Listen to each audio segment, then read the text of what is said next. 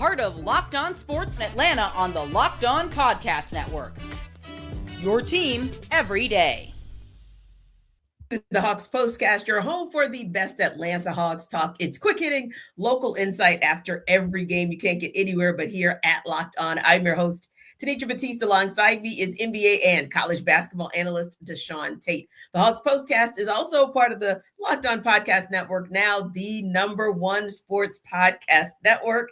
And the Hawks are heading into 2026 on a high note. We'll give you our takes on how they got there in a monster 126-102 win over Minnesota. So let's get into it. DeShaun, I feel like this has been such a long time coming because the Hawks have had ups and downs, mostly downs, if we're being honest, where it was L after L after L, 7 straight to be exact. And there were some in there where the Hawks were right in it.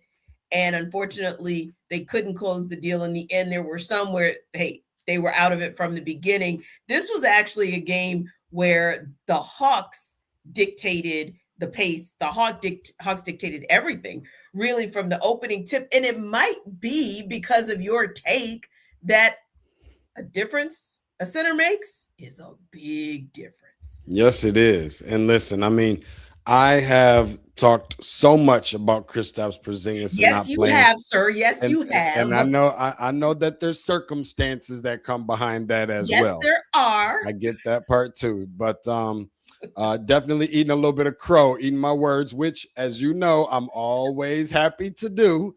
And we love eating crow whenever we can be proved wrong about something for at least one game. Hopefully that'll extend into the calendar year of 2026. But I think that's kind of where it all kind of started, when you start putting yourself in a position where you start knowing that you're kind of getting healthier. And that's not just any piece of a team. That is a huge piece. That's the center position. That's where you're hanging your hat on a lot of the interior play, rebounding. And I mean, you even go and look at the paint points on tonight.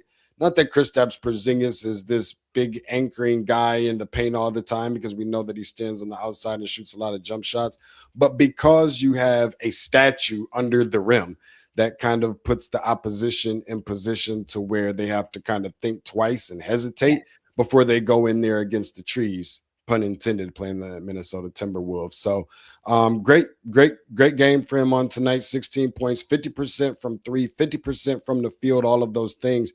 I think for me, in addition to that, is where you factor in some of the things that I really thought the Hawks needed to get a win on tonight. A fast start for Zachary Risachet, who had been struggling. We know that he's been in conversations amongst other things, but while you're here in a Hawks uniform for however long that is, we need you to play well and get off to a fast start. So they were able to do that. He was able to do that.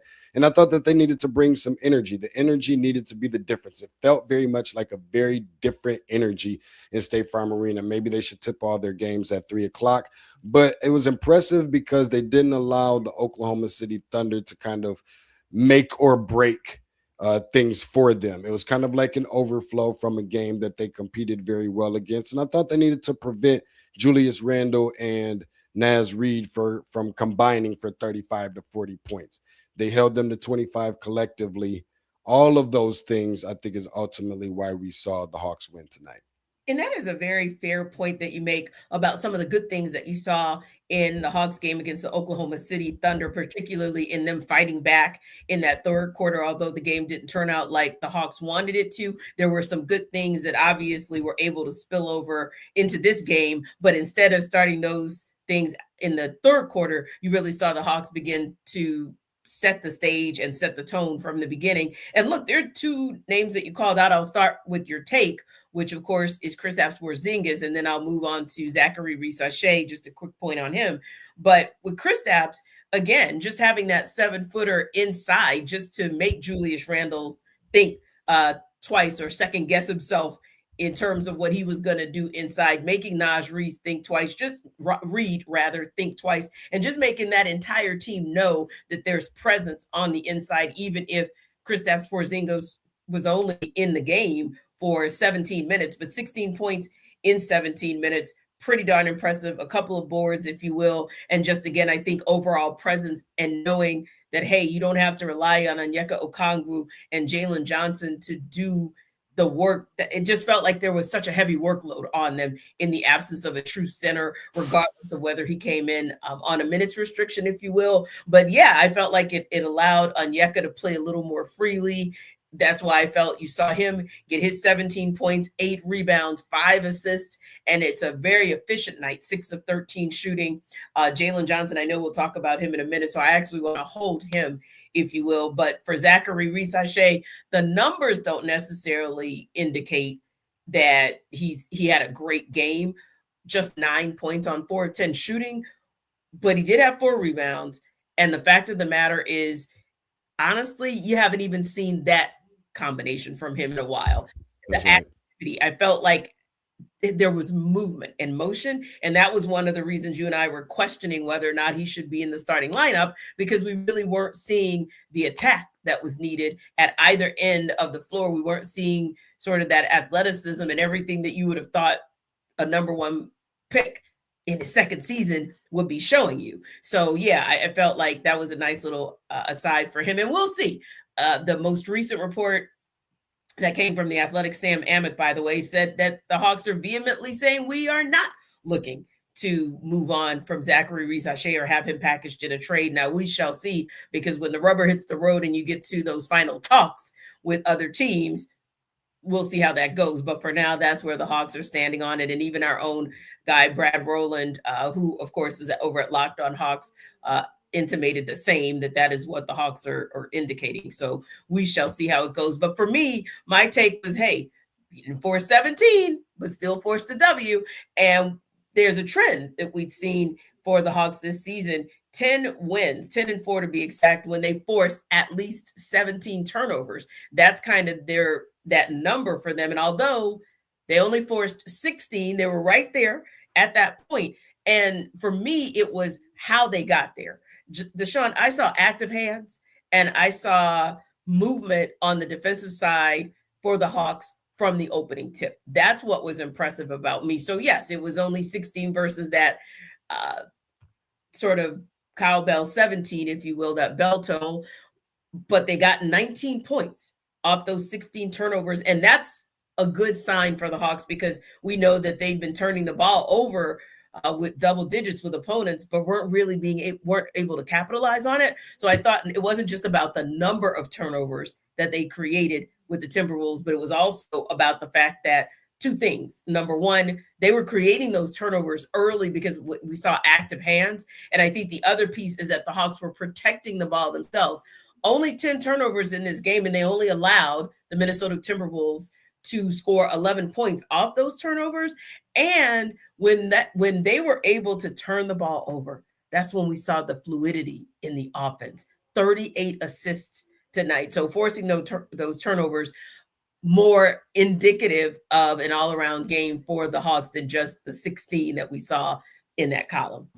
It was. And I think that's what's impressive, is that, you know, for a team that had been doing so well from a defensive standpoint, and then, you know, had some moments this year, especially on the losing streak where they just really didn't look all that great. We go all the way back to the game against the Chicago Bulls where they scored, feels like, 1,000,000 points against the Atlanta Hawks. And, you know, all of those things, everything starts with being able to get stops. You're able to get stops, and then that works into the flow of your offense. Yeah. Sometimes winning the game is not always about having more points at the end of the game than the other team. Sometimes it's about being able to put the opposition in a position where they just cannot put the ball into the basket. And that's what they were able to do. And it felt very free flowing. And, you know, I know that there's always and forever going to be this narrative about how when a team is able to win basketball games without Trae Young, yep, I said it, let's finally address the elephant in the room, for crying out loud, then it's going to almost look as if, well, plus they were able to get stops. That wouldn't have been happening if Trae was on the floor or whatever, what have you. But I will say enough to say that no matter who is on the floor, you got to go out there and get those stops. And it has to start with that in order for your offense to really get rolling, for your offense to really be able to gel. This is, if not the best performance from the Hawks that we've seen all season is definitely up there in that conversation. Of course, it also helps when you can limit Ant-Man, Anthony Edwards, where we know it was a homecoming for him. 1-5 record in his career at State Farm Arena. So that's always a great thing to be able to say against one of the NBA's top premier elite players in the league. Indeed. So what was the turning point in this game?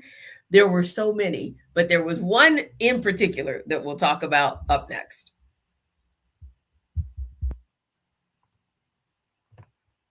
This episode of our Locked On Hawks postcast is brought to you by FanDuel. Fridays already feel different during basketball season, and FanDuel is making them even better. Every Friday night before the games tip off, FanDuel gives fans a new way to kick off the weekend with NBA Happy Hour. NBA Happy Hour is your official pregame, a limited time window where special offers drop right inside the FanDuel app before the action starts. Fridays from 6 to 7:30 Eastern have become appointment viewing with NBA Happy Hour. Opening the FanDuel app during Happy Hour always brings something new: boosts, bonuses, and surprises. It's easy to check the weekly special before tip-off and make a move before the window closes. So before tip-off, check the FanDuel app and see what's dropping down during NBA Happy Hour every Friday from 6 to 7:30 p.m. Eastern. A little basketball, a little action, and a whole lot of Friday energy. That's NBA Happy Hour, only on FanDuel, the official sports book partner of the NBA.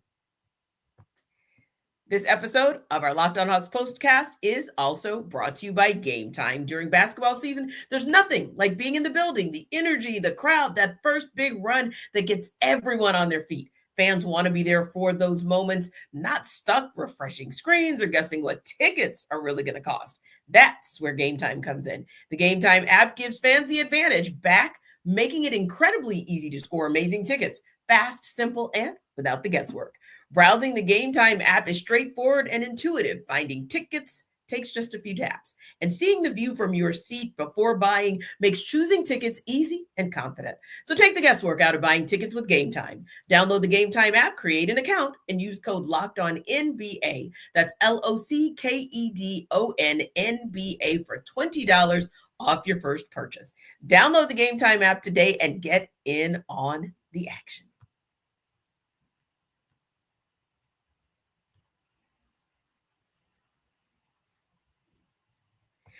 DeShaun, I don't know if we've done this entire season, but I think it is the entire season or the entirety of the game that we can actually call out. And I'll give our guy, one of our most faithful supporters and everydayers, Robert, I'll give it to you. Tell him what the turning point is, my guy.